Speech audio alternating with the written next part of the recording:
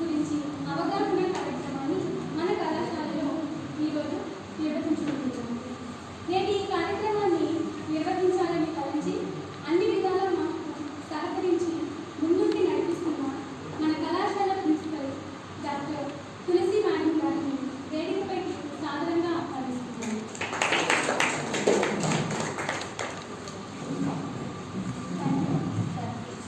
వేదికపైకి ఈనాటి అవగాహన కార్యక్రమానికి ముఖ్య వక్తగా విచ్చేసినటువంటి వీరి గురించిన కొన్ని పరిచయ వాక్యాలు. నిత్యం ప్రజలతో మమేకమవుతూ శాంతి భద్రతలను కాపాడటం కోసం అహర్నిశలు శ్రమిస్తూ వినుకొండ పట్టణ ప్రజలకు నేనున్నానన్న భరోసా ఇస్తూ సాటి మహిళల్లో మనలో ఆత్మస్థైర్యాన్ని నింపుతూ సమస్యలతో సవాళ్లతో కూడిన పోలీసు విభాగంలో రాణిస్తూ తనదైన ముద్ర వేసిన శ్రీమతి రాజ్యలక్ష్మి గారిని వేదికపైకి సాదరంగా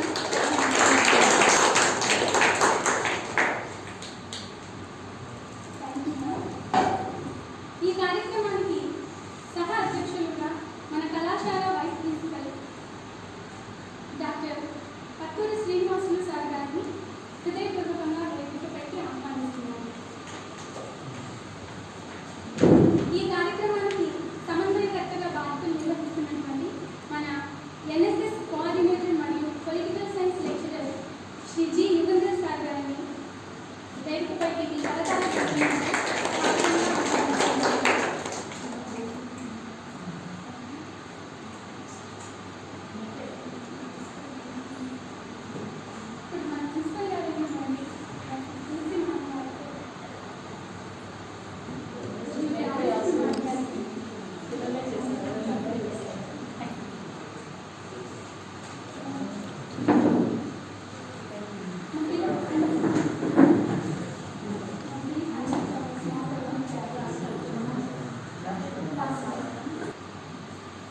ఇప్పుడు మన కళాశాల ప్రిన్సిపల్ అయినటువంటి డాక్టర్ తులసి మేడం గారిని పరిచయ వాక్యాలు అందించవలసిందిగా కోరుతున్నాను.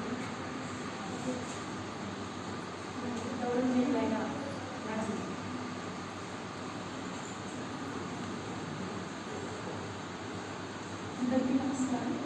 నేటి ముఖ్య అతిథి గౌరవనీయులైనటువంటి రాజ్యలక్ష్మి గారు మహిళా శక్తికి ప్రతీక.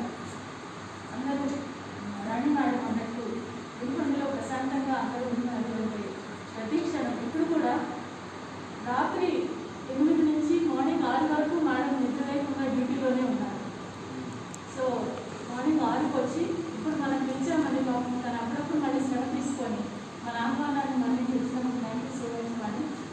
మేడం ఇంకొక రోజు ఫీల్ అవుతుందా మేము డ్యూటీలో ఉన్నామని కూడా చేశారు. లేదు నా పిల్లలు వెయిట్ చేస్తున్నారండి, వెంటనే వచ్చేసారు. That shows their sincerity.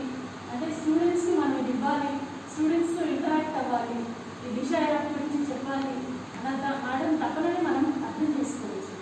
మీ అందరికీ ఈ దిశ గురించి తెలిసే ఉంది. మన గౌరవ ముఖ్యమంత్రి గారు జగన్మోహన్ రెడ్డి గారు దీన్ని ప్రత్యేకంగా మన రాష్ట్రంలో ఉన్నటువంటి గర్ల్స్కి, ఉమెన్, యువతకి, మహిళలకి ఒక భరోసాగా, రక్షణగా దీన్ని తీసుకొచ్చారు. ఇది 2019 దిశా చట్టం ద్వారా మనకి మన రాష్ట్రంలో అమలవుతూ ఉంది. దీని ద్వారా ఎవరికైనా సరే మహిళలకు కానీ యువకులకు కానీ ఏదైనా ప్రాబ్లం వచ్చినా పోలీస్కి కాల్ చేయాలన్నా, ఇంకేదైనా సదుపాయాలకు కాల్ చేయాలన్నా, ఏదైనా ప్రమాదంలో ఉన్నా ఈ యాప్లో ఉన్నటువంటి SOS సేఫ్ హౌజల్స్ బటన్ని మనం ప్రెస్ చేస్తే ఆటోమేటిక్గా మనకి పోలీస్ ఇన్ఫర్మేషన్ వెళ్ళిపోతుంది. అలాగే ఫోన్ని వ్యక్తిగా వేవ్ చేసినా చాలు అది వెళ్ళిపోవచ్చు. సో దాని గురించి మీకు అవేర్నెస్ కల్పించడానికి ఇవాళ మనకి రాజ్యలక్ష్మి మేడం వచ్చారు. So thank you. I request madam to explain about that. దాన్ని ఎలా ఇన్స్టాల్ చేసుకోవాలి, దాని యూజెస్ ఏంటి అనేది మేడం చెప్తారు. Thank you.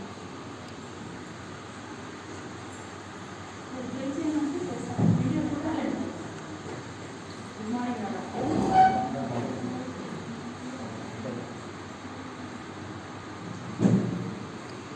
ప్రత్యేకంగా నన్ను ఆహ్వానించిన ప్రిన్సిపల్ మేడం గారికి, ఇప్పుడున్న స్టాఫ్కి, అలాగే డిగ్రీ స్టూడెంట్స్ అందరికీ కూడా శుభాభివందనాలు.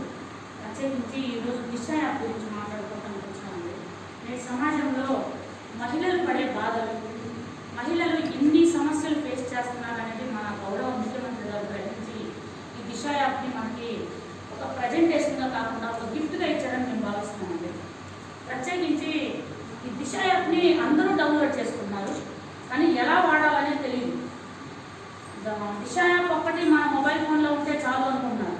అయితే ఈ దిశ యాప్ మన మొబైల్ ఫోన్లో ఉన్నా కూడా దీన్ని ఎలా యూజ్ చేయాలనేది కొంచెం తెలుసుకుంటే మనకి ఇంకేమీ అవసరం ఉండదండి. మనం ఇంటి దగ్గర నుంచి వెళ్ళేటప్పుడు దేవుడిని దండం పెట్టుకొని వెళ్తూ మన మొబైల్ ఫోన్లో దిశ యాప్ని తీసుకొని వెళ్తే దేవుడు మనతో ఉన్నట్టే. దాదాపుగా అమ్మాయిలు సేఫ్ అండి. అది ఎలా వాడాలి అనేది దిశ యాప్ డౌన్లోడ్ చేయడం మన ఇక్కడ చూపించండి. దిశ యాప్ ఎలా డౌన్లోడ్ చేయాలో చూపిస్తారు. అయితే దిశ యాప్ డౌన్లోడ్ చేసిన తర్వాత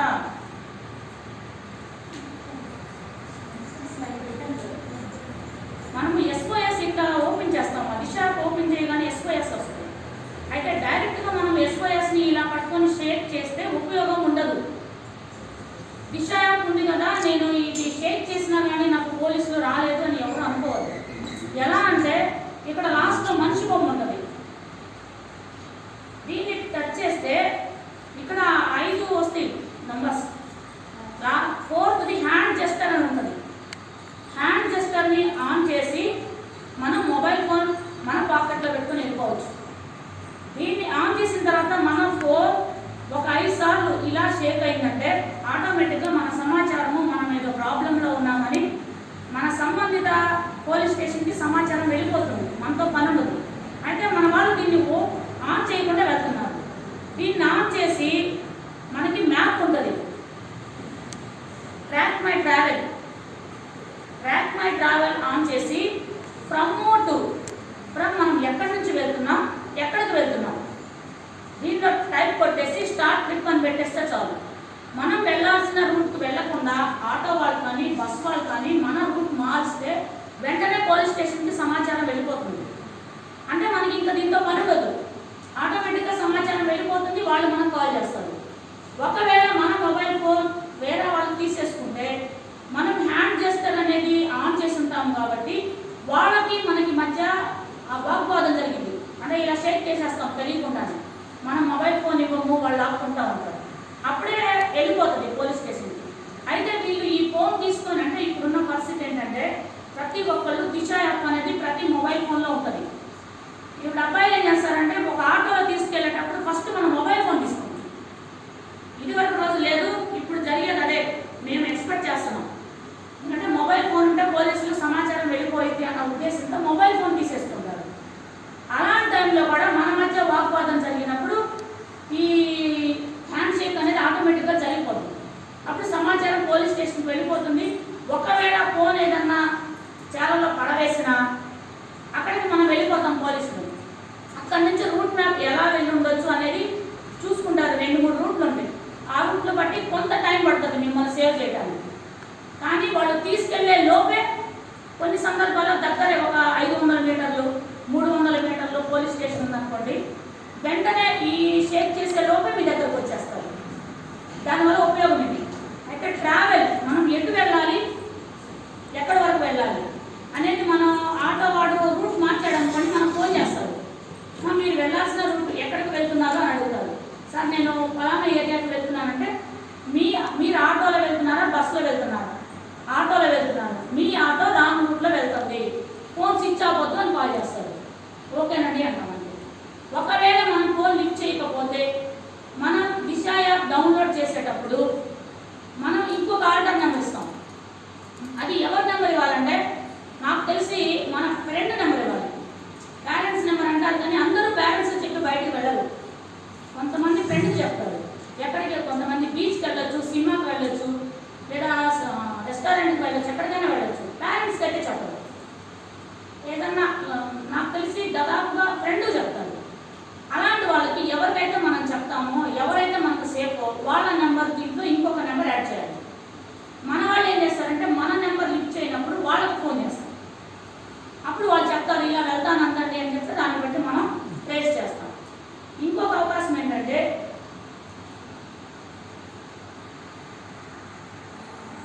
మనము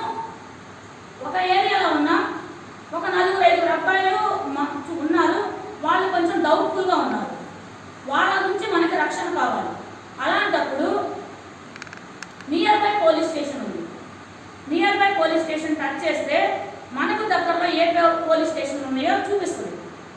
ఇప్పుడు మనకు దగ్గరలో ఐనవోలు ఉంది, వినుకొండ టౌన్ ఉంది.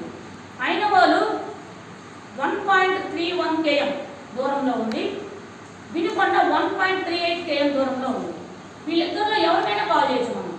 వినుకొండ టౌన్ సిఏ గారికి ఫోన్ చేస్తే ఆయన నెంబర్ లిఫ్ట్ చేయకపోతే ఐనవోలు ఎస్ఐ గారికి ఫోన్ చేయొచ్చు. సార్ మేము ఇలా ఆపదలో ఉన్నాం, ఫలానా ప్లేస్లో ఉన్నాం, మీ పోలీస్ స్టేషన్కి ఇంత దూరంలో ఉన్నాం, మాకేదో సమస్య క్రియేట్ అయ్యేటట్లు ఉంది, మేము చాలా ఇబ్బందుల్లో ఉన్నాం, మమ్మల్ని మీరు రక్షించాలి అని చెప్పాలి. అప్పుడు వీళ్ళు ఐనవోలు ఎస్ఐ గారు వస్తే వస్తారు, లేదంటే వినుకొండ పోలీస్ స్టేషన్కి వెంటనే సమాచారం తెలియజేస్తారు. వెంటనే వినుకొండ పోలీస్ వారు వచ్చి మిమ్మల్ని రక్షిస్తారు. ఇలాంటి ఆప్షన్స్ వీటిలో ఉన్నాయి. అలాగే లోకల్లో మ్యారేజెస్ జరగవచ్చు. మ్యారేజెస్ జరిగితే 100-112 ఉన్నాయి కదా, 100-112 ఈ నెంబర్స్కి కాల్ చేసి దగ్గరలో పోలీస్ స్టేషన్ వాళ్ళకి ఇట్లా చెప్పాలి, మా ఏరియాలో చిన్నపిల్లలకి మ్యారేజెస్ చేస్తున్నారు, లేదా చిన్నపిల్లల పట్ల ఒక అబ్బాయి అసభ్యంగా ప్రవర్తిస్తున్నాడు అని మనం డీటెయిల్స్ ఇస్తే మన పేరు తెలియకుండా వచ్చేస్తారు. అంటే మనకి కావాల్సిన సమాచారం మొత్తం కూడా దీంట్లోనే ఉంది. తర్వాత ఎమర్జెన్సీ కాంటాక్ట్స్ ఉన్నాయి. అంటే ఎస్ఓఎస్ తర్వాత ఇలా వచ్చేస్తే లెఫ్ట్కి వచ్చేస్తే ఎమర్జెన్సీ కాంటాక్ట్స్ ఉంది, రోడ్ సేఫ్టీ ఉంది, పబ్లిక్ ఇన్ఫర్మేషన్ ఉంది, సేఫ్టీ ప్లేసెస్ ఉంది, సోషల్ మీడియా ఉంది. మనం వెళ్ళే ప్లేస్ సేఫ్టీ ప్లేసా కాదనేది కూడా ఇది చూపిస్తుంది. అంటే ఈ దిశ యాప్లో మనకి ఉన్న ప్రతి పాయింట్ అవుట్, మనకి ఏది ఇబ్బంది లేదనేది కూడా చూపిస్తుంది. ఇవన్నీ తెలియదు అందరికీ. జస్ట్ ఇది ఒకటి నొక్కామా లేదా అనుకుంటున్నారు. ఇప్పుడు ఇది నొక్కాము రాలేదు పోలీసులు అని కొంతమంది సమాచారం మాకు తెలియజేస్తున్నారు. మేడం మేము ఇలా చేసాము అయినా కానీ పోలీసులు రాలేదు ఎందుకని అని అడుగుతున్నారు. అంటే రాదమ్మా, ఇది మాత్రమే చేయాలి మనం, హ్యాండ్ జెస్టర్ మాత్రమే ఇది ఆన్ చేయాలి. ఐడియా ఉంది అందరికీ? హ్యాండ్ జెస్టర్ ఇది ఆన్ చేస్తేనే మన సమాచారం వెళ్ళిపోతుంది. ఇప్పుడు ఒకవేళ నేను ఆన్ చేసి షేర్ చేశాను అనుకోండి, నా పైనుంచి కాల్ వస్తుంది. పోయినసారి నరగాయపాలెంలో నేను ఆన్ చేసి పొరపాటు నేను అన్నాను, వెంటనే 3 times కాల్ చేశారు. ఏమైంది, ఏదైనా ప్రమాదంలో ఉన్నారా, మీకు దగ్గరలో వినుకొండ పోలీస్ స్టేషన్ ఉందని ఇలా సమాచారం చెప్పారు. అంత స్పీడ్గా వస్తుంది.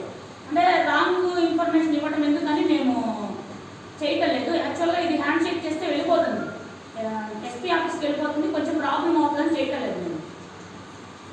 అయితే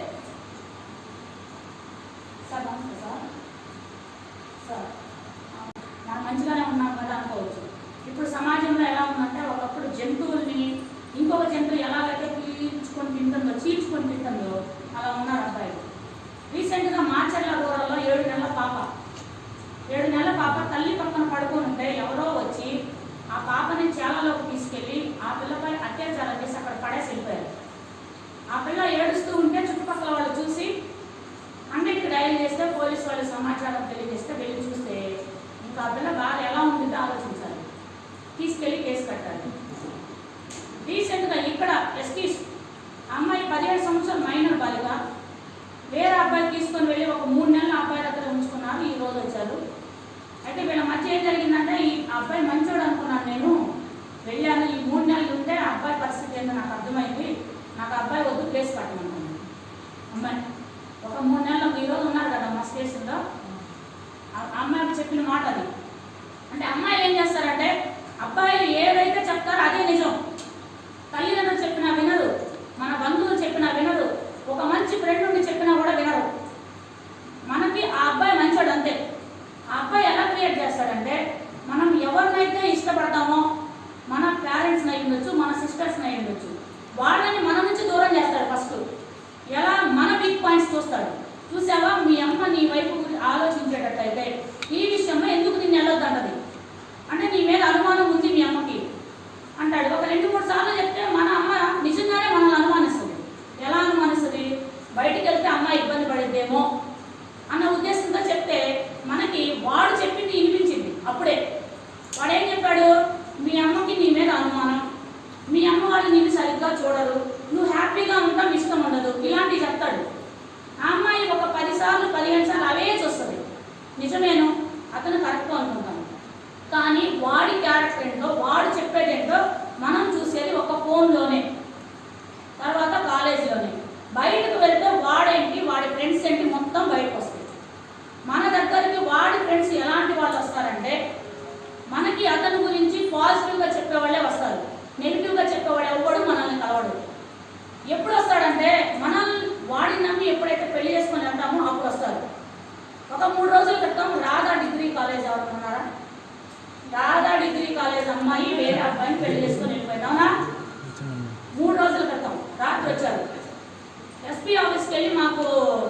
మేజర్లము పెళ్లి చేసుకొని వచ్చాం, మాకు ప్రొటెక్షన్ కావాలని వచ్చారు. రాత్రి 9ంటికి వచ్చారు. నేను అడిగాను, ఎందుకు వెళ్ళామమ్మా నువ్వు అబ్బాయితో అని. నాకు అబ్బాయి అంటే ఇష్టం, వెళ్ళిపోయాను. మరి మీ పేరెంట్స్ పరిస్థితి ఏంటన్నా?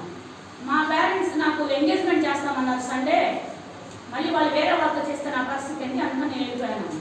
అతను నిన్ను చూస్తాడా అన్న, చాలా బాగా చూస్తాడు అన్న. ఒక తల్లి తండ్రి ఒక పిల్లల్ని ₹1 ఖర్చు పెట్టి ఎందుకు చదివిస్తున్నారంటే నాలాంటి జీవితం వాళ్ళకి ఉండకూడదు. నేను కొంచెం తక్కువ స్టేజ్లో ఉన్నాను, నాకంటే రిచ్ ఫ్యామిలీ నా పిల్లకు ఉండాలి అనుకుంటారు ప్రతి తల్లిదండ్రులు. కానీ ప్రతి అమ్మాయి అలా అనుకోవట్లేదు.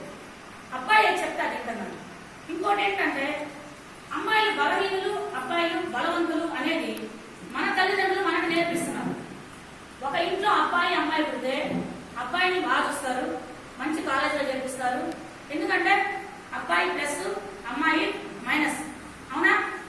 అంతే కదా అమ్మాయిలో, అబ్బాయి ప్లస్ అమ్మాయి మైనస్.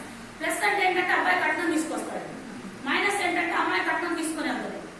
ఇంకోటి కొంతమంది పేరెంట్స్ ఏంటంటే అమ్మాయికి ఉద్యోగం వస్తే వాళ్ళ ఇంటికి వెళ్ళి వాళ్ళకి సంపాదించి పెట్టింది, అబ్బాయికి ఉద్యోగం వస్తే మనకు సంపాదించి పెడతాడు.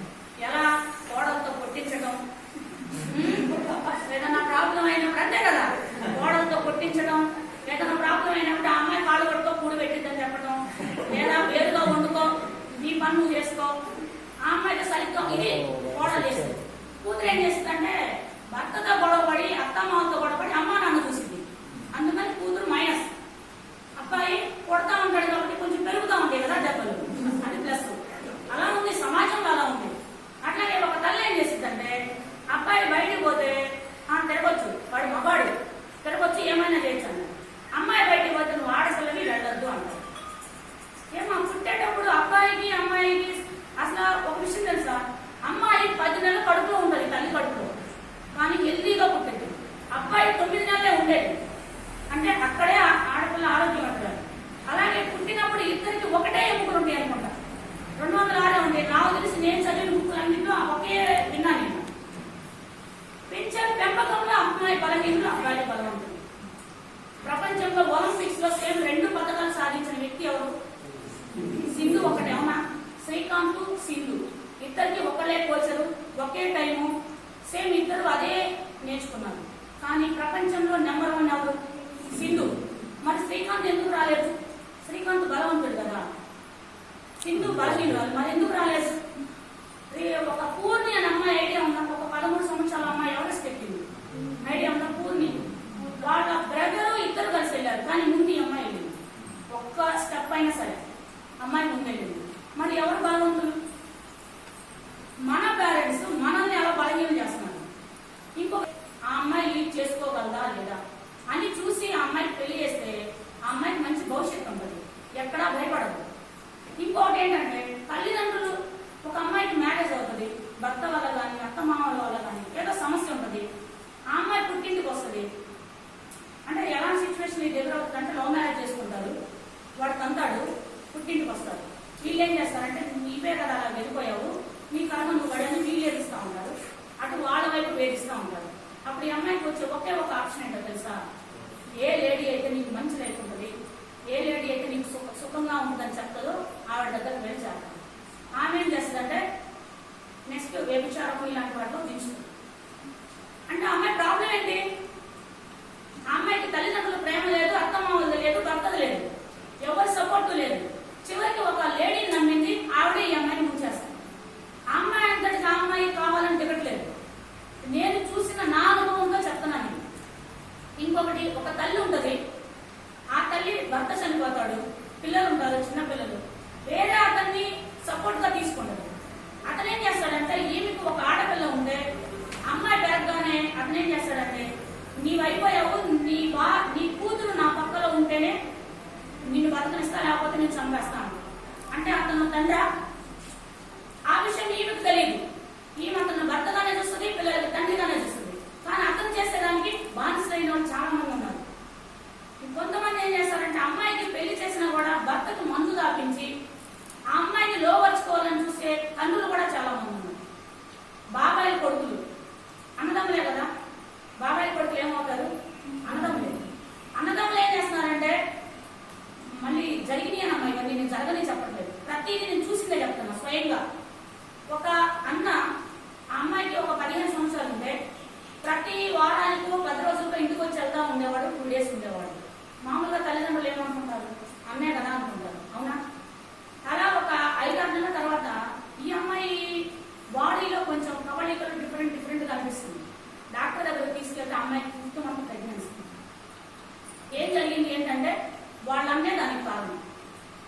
ఇప్పుడు ఎవరిని నమ్మాలి, అన్నని నమ్మాలా, తండ్రిని నమ్మాలా? పరిస్థితి అలా ఉంది. అంటే నేను ఎవరిని నిందించమని చెప్పట్లేదు, సింగిల్గా ఎవరితోటి వెళ్ళొద్దని చెప్తున్నాను. సింగిల్గా మనం ఒక పని మీద వెళ్ళాలి అంటే ఒక అబ్బాయితో వెళ్ళొద్దు, అమ్మాయితో వెళ్ళండి, లేదా 2-3 అబ్బాయిలు కలిసి అమ్మాయిలు కలిసి వెళ్ళండి. సింగిల్గా ఒక అబ్బాయిని ఒక్కొక్కరు పిచ్చిగా 4 అబ్బాయిలతో ఒకే అమ్మాయి వెళ్తుంది. గ్యాంగ్ రేప్ జరగదా? ఎంతవరకు నమ్మాలి? వాడు మన దగ్గర చాలా చెప్తాడు, అన్నీ తెలిసినట్టు చెప్తాడు, కానీ చివరికి వచ్చేసరికి మనల్ని కామ పిశాచిలాగా తినేస్తాడు. ఆ తర్వాత మనకు పోయిన జీవితం రాగలదా? పోయిన జీవితం రాదు. మన జీవితంలో మనకు ఏదైతే ముఖ్యమో దాన్ని మనం కాపాడుకోవాలంటే ఎవరిని నమ్మి సింగిల్గా వెళ్ళవద్దు. ఎవరిని నమ్మి నేను ప్రేమించాను, నేను అతనితో పెళ్లి చేసుకో, అసలు ఇది చాలా తప్పమ్మా. ప్రేమ అనేది నా దృష్టిలో బుద్ధిది అంతే. అది ఏ వయసులో ఉండాలో ఆ వయసులోనే ఉండాలి. మనం సెటిల్ అవ్వకుండా ప్రేమించుకోవడం, ఇలా ప్రేమించుకుంటే ముందు అమ్మాయిలు చదివించరు. 100% చెప్తున్నాను. ప్రతి అమ్మాయి పోక్సో కేసులో చూస్తుంటే ప్రతి అమ్మాయి చదువుకున్న అమ్మాయి, 10th, ఇంటర్. అలాంటప్పుడు తల్లిదండ్రులు చదివిస్తారా? పనికి పంపిస్తారు. ఎందుకు ఈ బాధలు? అబ్బాయిలు అలాగే ఉంటున్నారు. అబ్బాయిలకి నాకేమైంది అనుకున్నారు. అబ్బాయిలకి పోక్సో కేసు పెడితే 3 నెలలకు నాన్ వేయలేదు, 3 నెలల పాటు బయటకు రాడు. అమ్మాయిని టచ్ చేసినా, ఫోన్లో ఇబ్బంది పెట్టినా, లేదా అమ్మాయి వెళ్ళేటప్పుడు ఏదైనా మాట్లాడినా పోక్సో కేసు అటాక్ అవుతాము. ఆడవాళ్ళకి తెలియని విషయం అది. అటెంప్ట్ రేప్ కేసు కూడా వస్తుంది, టచ్ చేస్తే చాలు. అవన్నీ తెలియక అమ్మో ఏమవుతుంది అనుకుంటారు, ఏమీ కాదు. పోనీ కేసులు కట్టినందువల్ల అంటే కొంతమంది ఈవిటీస్ చేస్తుంటారు అబ్బాయిలు. అలా చేసేటప్పుడు అవి చెప్పామనుకో, అవి చెప్తే మన పరుగు పోతేమో, కోర్టులో మన తిరగాలేమో అని భయం ఉంటుంది. ఒక కంప్లైంట్ ఇచ్చిన అమ్మాయి ఎప్పటికీ కోర్టులో తిరగదు. ఆ అమ్మాయి తిరిగేది ఫైనల్. లాస్ట్ లో అమ్మాయి ఇతను చేసింది, ఇతను నిజంగా నేను పట్టుకున్నాడా లేదా అని జడ్జి గారు అడుగుతారు. ఆ రోజు వరకు వాడు నీ దగ్గర కలవాలంటే భయం. అది తెలియట్లేదు జనానికి. కేసు పెడితే మన పరువు పోద్ది, కేసు పెడితే మన లైఫ్ పోద్ది, ఇలా అనుకున్నారు. ఇంకొకటి, మీకు సమస్య వచ్చినప్పుడు మహిళా పోలీసులు ఉన్నారు దగ్గరలో. ఈ ఏరియాలో అమ్మాయి మహిళా పోలీసు, వీళ్ళిద్దరు మహిళా పోలీసులు. మహిళా పోలీసులు మన సీఎం గారు పెట్టారు. ఎందుకంటే డైరెక్ట్ గా పోలీస్ స్టేషన్కి వచ్చి చెప్పలేకపోతున్నారని వీళ్ళు పెట్టారు. వీళ్ళేం చేస్తారంటే వీళ్ళకి సమస్య సాల్వ్ అయింది అనుకుంటే అక్కడే చేస్తారు. ఒకవేళ అవ్వదు అనుకుంటే ఒక ఉమెన్స్ అయితే చెప్తారు. మేబీ దగ్గరలో ప్రతి స్టేషన్ లో ఉమెన్స్ సైన్ ఇస్తున్నారు. ఒక ఉమెన్స్ సైడ్ చెప్తే ఆవిడే వీళ్ళని పిలిపించి కౌన్సిలింగ్ చేయడమా, కేసు కట్టడమా, ఏదో ఒక డెసిషన్ తీసుకుంటారు. మీ జోలికి మళ్ళీ అబ్బాయి రాకుండా చేస్తారు. చాలా అవకాశాలు ఉన్నాయి. ఒకప్పుడు పోలీసులు అంటే స్టేషన్కి వెళ్ళాలంటే భయం, పోలీసులే జనాల్లోకి వస్తున్నారు. అలాంటప్పుడు మనం ఎందుకు వాడుకోకూడదు? మీ టీచర్స్ ఉన్నారు, టీచర్స్ చెప్తే వాళ్ళు సమాచారం ఇస్తారు, లేదా మార్క్స్ ఇస్తారు. ఇవేమీ చేయట్లేదు. అబ్బాయి ఎంత సింపుల్ గా మోసం చేస్తున్నారంటే చిన్నపిల్లలకి చాక్లెట్లు ఇస్తే ఎలా వెళ్ళిపోతున్నారు అలా వెళ్ళిపోతున్నారు అమ్మాయిలు. అంత ఘోరంగా ఉన్నారు. ఈ దిశ యాప్ ఇవన్నీ ఉన్నా కానీ మనల్ని మనం రక్షించుకోకుండా దీన్ని యూజ్ చేయాలనుకుంటే చాలా పొరపాటు. మన వంతు కృషి, మన జాగ్రత్తలు మనం తీసుకుంటూ కూడా మనకి సమస్య వస్తే ఈ దిశ యాప్ మనకు దేవుడు లాగా ఉంటుంది. నేనైతే దీన్ని మొబైల్ కాదు, మనతో ఒక దేవుడు ఉన్నట్టు ఫీల్ అవుతున్నాను. నిజంగా సీఎం గారు ఒక ఆడపిల్లకి అంత అదృష్టాన్ని ఇచ్చారు. ఇలాంటి అదృష్టాన్ని యూటిలైజ్ చేసుకొని మీ లైఫ్ లో అందరూ కూడా మీ లైఫ్ కు మీరే బాధ్యత, ఎవరు ఉండరు. మీ లైఫ్ కి మీరే బాధ్యత వహించు. మీ తల్లిదండ్రుల ఆశని నెరవేర్చాలని ప్రతి ఒక్కరికి తెలియజేస్తూ ఈ అవకాశం ఇచ్చిన ప్రిన్సిపల్ మేడం కి, సార్కి ధన్యవాదాలు తెలియజేసుకుంటూ అందరికీ థ్యాంక్ యూ.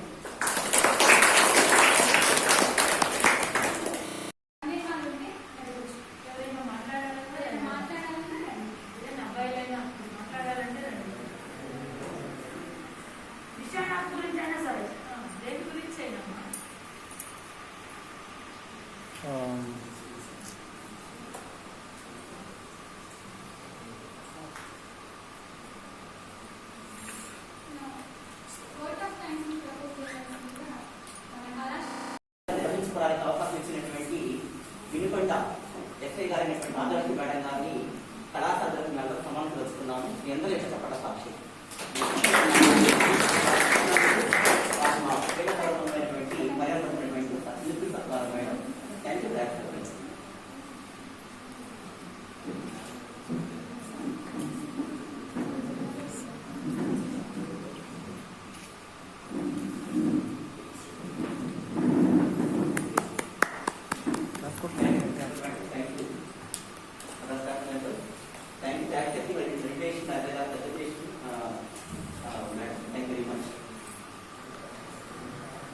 కార్యక్రమాన్ని మనం ముగింపుగా కార్యక్రమం తీసుకున్నాము. 19వ శతాబ్దంలోని స్వామి వివేకానంద స్వామి గారు చెప్పారు, ఏ దేశంలోనైతే కనుక మహిళా దినోత్సవం జరుగుతుందో ఆ దేశం గొప్పగా రాణిస్తుందని. అలా ఆయన ఎన్నో దేశాలు సందర్శించి ఆ మాట చెప్పారు. అన్ని దేశాలు కూడా గొప్ప స్థాయిలో ఉన్నాయి. దాని కారణం ఏంటంటే కనుక ఆడవాళ్ళని చాలా గౌరవిస్తున్నారని ఉపయోగించారు. మన దేశంలో కూడా గౌరవించాలని అప్పుడే చెప్పారు. కానీ ఎందుకన్నా మరి ఈ రోజు కూడా ఆడవాళ్ళకి విశ్లేషణ పోయింది కదా, ఈ దిక్కు లేకుండా పోయింది. చూస్తున్నటువంటి ఆ యొక్క సంఘటనలు కానీ చెప్తున్న మాట వింటూ ఉంటే అది మన దశగా చూస్తూ ఉంది. దీనికి కారణం ఏమిటి? మనం ఆత్మస్థానం చేసుకోవాల్సినటువంటి చక్కటి సమయం ఉంది. మరి చక్కటి కార్యక్రమాన్ని మన కళాశాలలో నిర్వహించదలిచినటువంటి ఉమెన్ ఎంపవర్మెంట్ సెల్ కన్వీనర్ అయినటువంటి డాక్టర్ రాణి మేడం గారికి, అలాగే ఎన్ఎస్ఎస్ కోఆర్డినేటర్ అయినటువంటి జి యుగంధర్ మాస్టర్ గారికి మీ అందరి తరఫున కూడా నేను నా యొక్క ప్రతినిధులు తెలుస్తున్నాను. అలాగే ఈ కార్యక్రమాన్ని అందించినటువంటి మా కళాశాల ప్రిన్సిపల్ గారు అయినటువంటి డాక్టర్ తులసి మస్తమ్మ గారు కూడాను మీ చెప్పట సాక్షిగా నేను తెలుసుకుంటున్నాను. అలాగే మా యొక్క ఆహ్వానాన్ని మన్నించి ఎంతో మరి బిజీగా ఉన్నప్పటికీ కూడా ఇది తన బాధ్యతగా వారి ప్రిన్సిపల్ గుర్తించి నిన్న మా ఆహ్వానాన్ని మన్నించి వారి యొక్క పటాలతో బయలుదేరి మరి రాజలక్ష్మి గారి వారు దయలక్ష్మి లాగా అందించారు. మాకు వారు గేటించి వస్తున్నప్పుడు నిజంగా మీ యొక్క వచనాలతో అందరూ సరే నింపారు మేడం. పూర్తిగా ప్రసంగా ఇచ్చినందుకు మీలోకి వచ్చి మా యొక్క సమానం స్వీకరించినందుకు గాను మా అందరి తరఫున కూడా మీకు చెప్పడం ద్వారా మా యొక్క ఈ కార్యక్రమానికి విజయించినటువంటి వేదిక మీద ఉన్నటువంటి మా యొక్క మాస్టర్ గారికి, అలాగే ఇతర ఉపాధ్యాయులందరికీ ప్రత్యేకించి పరీక్షల హడావులన్నింటినీ కూడా శిక్షణలో ఉన్నటువంటి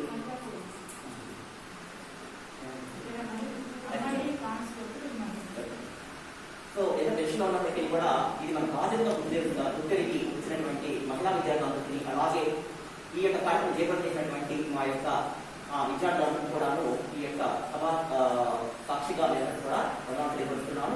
ముఖ్యంగా మేడం గారితో పాటు వచ్చినటువంటి శ్రీమూర్తి వారు దిక్కులే వచ్చారు. తూర్పు, పశ్చిమం, అలా దక్షిణ ఉత్తర దిక్కులుగా నిజంగా ఈ యొక్క దిక్కులు వచ్చారు. మన మామూలుగానే ఒక దిక్కులు వచ్చేసారు. మేము దిక్కులుగా ఉన్నాం అనుకున్నట్టుగా.